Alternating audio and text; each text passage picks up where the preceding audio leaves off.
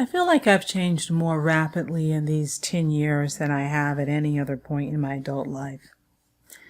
Perhaps it's because I'm growing older and experience does that to you.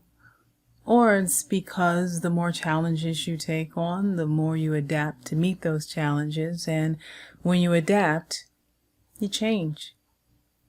And since we are changing, there's a possibility that you'll want to stop freelancing.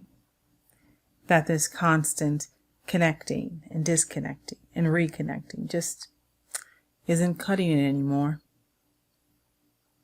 A few ex-freelancers I've talked to say that they didn't like that they were never around long enough to see the true impact of their efforts on the organization.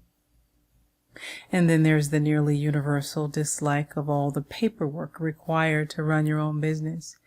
Busy work that could potentially, or will, take time away from the work that's your actual profession.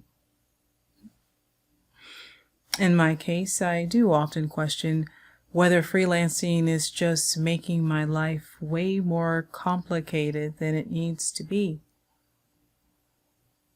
So if, or when, you get to that crossroads, I think it's more important to first consider how you landed at that fork in the road rather than which road to take. One question to ask yourself is whether this desire for change is about the work or how you work. I mean, there are ways to tweak what you don't like about freelancing to make it better, but there are also ways to tweak what you may not like about working as a full-time employee.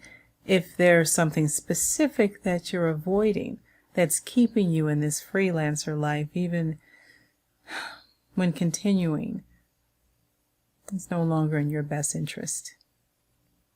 Or perhaps it's not the work at all, but something else, something deeper, so deep that fussing with your job is just,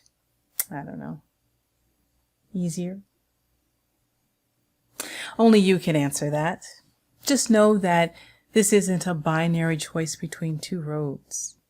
You may have the option to forge your own road right down the middle. You have options, but you won't see them unless you're willing to look at the truth.